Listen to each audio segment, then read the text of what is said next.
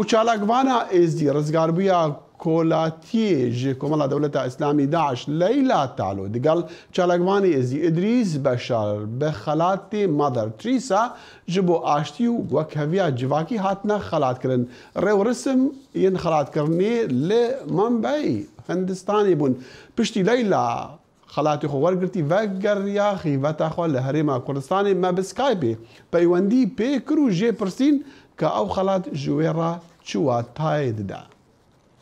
خلات شتكي مهم هكاش مرة وهكاش ازدياد مشكلة هكا كزعما كام يزري تشينم كام تجد به كريقا كل برمو بيتا باكرن دا كاربم رسالة بجنم هر دركة هكا. باشا ليلى خانم خلاتي مادر تريسا تيدانج بوان خلقين كو بو آشتيه وكهوية جواكي كاردكن دما خلات شو راحاتي دان وان قوت جبر شي اوي خلاتي دنوا كيف ما تشد ما جا عدالة تدبي وما مش طلبة حقيقتك يعني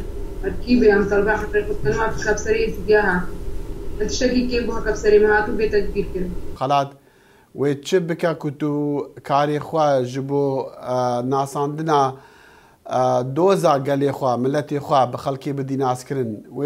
وتشترى بك وتشاري كاري بك راسي خلاتي مثلا كيف خلات دائما يعني خلات العالم همي بدنا حياتها ما هو شي ناس برين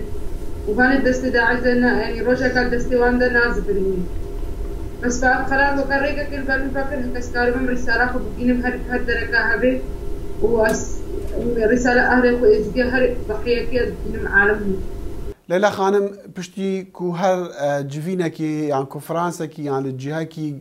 گرینگ اون آماده دبن و نهاجی پشتی و خلات مادر تریسا ورگرتی تفجر یای ناف و خیفتا بچوک لهرما کردستانی حسيت چیا راسي يعني سبيش متى أوا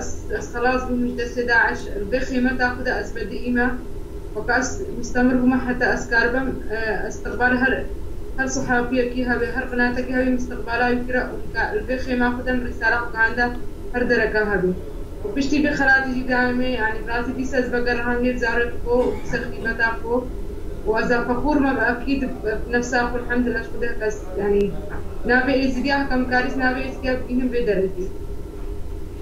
ليلى خانم دا خوازاتا هر جهكي وبلكي قالك كاسين كو قربانيين داعش بونا أو كو أف كشو زاروين ماين دست داعش دا بين رزقار كرن هيفيا وحياكو أو مع بن ساغو فقرن فا قضية ساقوني أيضاً قلتي أمن زانن يعني أكيد كي ساغا وكي مريا أمن زانن خاصة سرميرام تشتكي زانن بس جنو أو أمزانا تنها بتشتي مستمرة حكا جنيد ماتينا فروتن ودايكو بشكيت مها ماتينا فروتن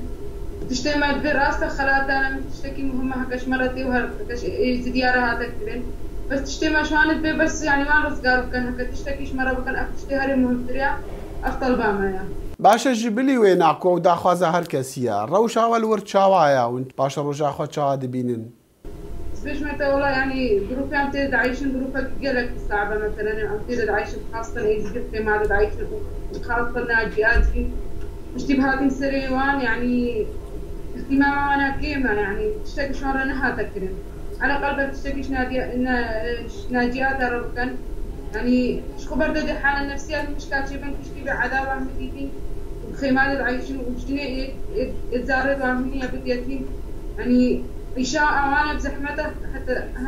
بزارت خوب عايشين يعني كيش ما نركب ليلى خانم جارك دي أز بيجم خلاتي مادر تريسا اشترى بيروز با تهيجاي ورقرتناوي خلاتي ديسان قال إدريس بشارجي أم بيروز بايلو ويجي تكن كويجي خلات ورقرتيا سباش بودمتا